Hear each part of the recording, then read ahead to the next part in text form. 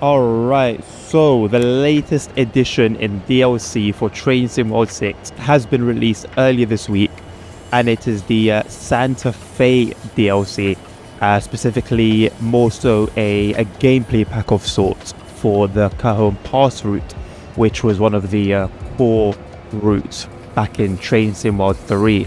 Now, this DLC has released for in all currencies that have been listed: $17.99, £14.99, and €17.99. So as I talk, as you learn about the pack, and as you see it, well, as you see a part of it from the video I've got in the background, you can come to your own conclusion about whether it is worth your hard-earned money or not.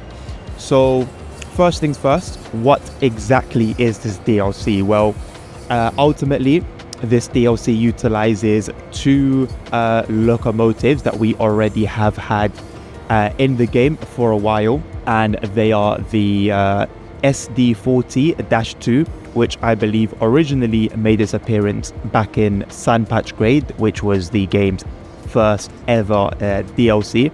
And as you can see, it's wearing the AT and SF blue and yellow freight livery. Pretty nice, to be fair, in my opinion. And so this has received minor changes. Now, from the community feedback that I have been witness to, the majority of what was expected to be changed within these locos hasn't really been changed. However, from the little that has been changed, we do have some Santa Fe, well, what Dovetail have called Santa Fe specific details, and one of these being the distinctive inset lower headlights, as they have worded it. Now, alongside the SD40-2's appearance, we also have the C40-8W, which wears the war bonnet red and silver livery. And to be fair, in my opinion, both of these liveries actually look really nice. So I guess, there is that. Now, again, minor changes have been added onto this train. But unfortunately, things like the EOTD display is not fully functional, unfortunately. Alongside these two liveries, we also have several new wagons and freight cars. These are the Santa Fe 2-bay cement covered hopper, the Santa Fe 3-bay ribside covered hopper, and an 86-foot auto parts boxcar, of which all you can see in the background. And now, in my opinion, I think these look pretty nice. Now, I don't know what the real ones look like. I've never, I've been around these cars and wagons in reality, but I think they've been created to a fairly detailed standard and ultimately represent, what they were intended to represent. Now, who is this pack for? I think let me first start off by tackling that question. Who is this pack for? I think this pack is for enjoyers. It's certainly for enjoyers of US freight, of which there aren't many. However, there are enough that I think it's fair to say it has been a little bit criminal, the lack of freight, US specifically speaking, the lack of freight DLC, right? Whether that's in the form of routes, whether that's in the form of locos, or even gameplay packs such as this from High Iron Simulations, who previously have been around in the train sim genre, specifically for Train Sim Classic. And just looking at the community feedback, it doesn't seem like this is their best work in terms of comparing what they've done in Train Sim Classic to what they've done with this gameplay pack. Again, there are several details missing from the cabs of both trains. And is it good that we're seeing something for US freights? Yes, absolutely. I guess ultimately it's good to hear that it's not dead in the water. However, we would like to see more. I think it would make sense as US freight, when we're talking about the railway and the world of trains. I think the freight and the freight locos from the US, and the powerhouses that those locomotives are, and the just ridiculous length of the trains, or even just the fact that freight trains get priority over passenger trains in the US, which is something, although it makes complete sense, I still struggle to get my head around.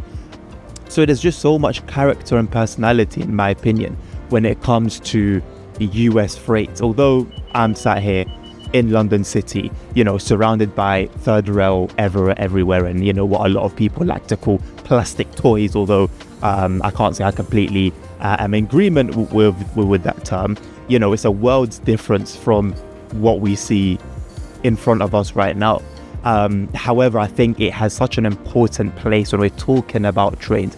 US freight absolutely deserves its position on that stand. And so, although Dovetail have come out to speak about why there hasn't really been any development in US freight, I would like to see, and I think there should be more effort in, if you can't get first class locomotives and TOCs on board, then how about second class, or even maybe potentially heritage? I think we've got enough in the game right now that we could do more with, although of course, especially when it comes to German content, I think we are a bit sick and tired of seeing the same old stock over and over and over again. That's just my little side note.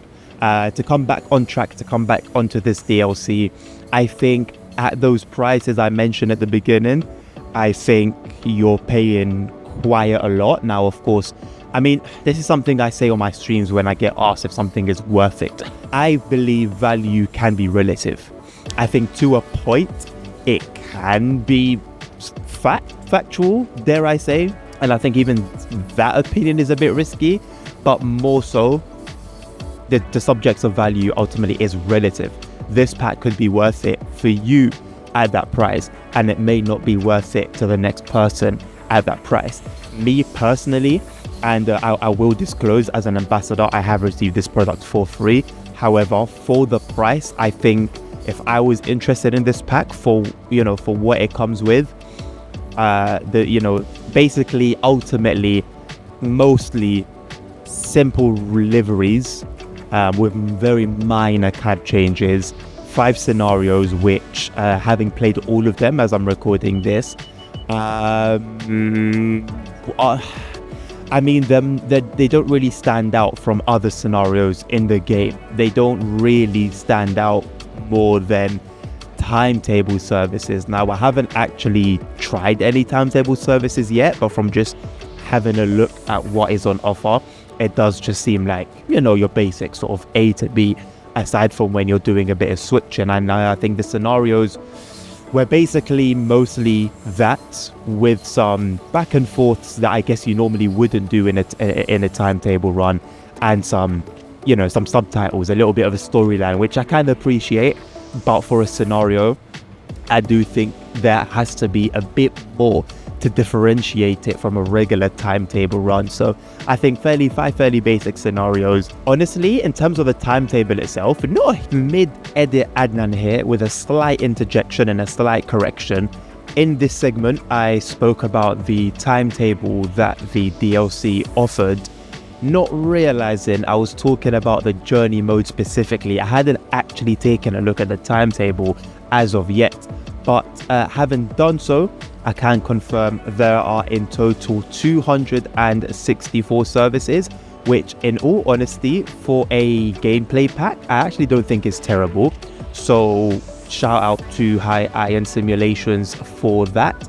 Now, there are a lot of, within the timetable, there are a lot of routes that are split. Almost every single service is a split route. I don't think, as far as I have seen, and I could be wrong, but as far as as far as I have seen, there isn't a single full run. So the longest that I have seen is around an hour in terms of the runs, and all of them are part 1, part 2, part 3s, etc. So honestly speaking, I don't actually know how many complete runs there are. It's definitely not 264. And I wonder whether that was for the sake of convenience for us as players, so that we are not forced to sit down through a 2.5 hour session, or was it done to sort of make the timetable look a lot bigger and a lot beefier than it actually is. It could be a combination of the two, but probably something to bear in mind, as at the end of the day, high iron simulations are a business, and sometimes you gotta do businessy things. So just a little something to know. And so, as I will leave you with most of these sort of videos / should you buys, I think it remains up to you. I think for me, I don't think I even ended up answering that. For myself, I think it's worth waiting for a sale, potentially a 70% sale, 80% sale, nothing huge, but a sale nonetheless. But of course, once again, as I said earlier, it remains completely up to you. Is it worth it for you at a sale, or is it just not worth it at all for you? Or is it just not worth it for you at all? There we go. Even if it was at, say, a 90% sell. I will bear in mind that this is high iron simulation first dabble in in TSW. I'm pretty sure they will remain focused on US content. I believe they do also have a freight route and a locomotive pack in active development, and I quote, additional products in planning. So at least, I guess, it's not the end of US freight in TSW, and that's something that I'm actually quite happy for. I think it's been a good 2 years now. I don't think we received any US freight route in TSW 5. I believe it was TSW 4 where we received the last, I believe I said Cajon Pass came in TSW 3. I think it came in TSW 4. I'm actually not too sure. I do stand to be corrected if I was wrong then, but I'm pretty certain TSW 4 was the last iteration of Train Sim World where we received some US freight. So things are looking promising. I think the best thing that we can take from here is, yes, this is a small introduction by HIS into the world of Train Sim World, and I think we can look forward to, again, especially with the reputation they have in TSC and Train Sim Classic, I think we can look forward to what is to come from them. How long that will take remains to be seen. We'll keep an eye on the roadmaps. We'll keep an eye on the news and see how things progress. But hopefully it won't be too long. Hopefully it won't be, let's say, 2026 before we at least know what route it is that will be coming. So that will be it for me. Keep an eye out on the channel for all the scenarios. I'll be streaming this route as well. And of course, next week we have the arrival of the new Cargo Line DLC. So thank you very much for watching. I hope you have a lovely rest of your day.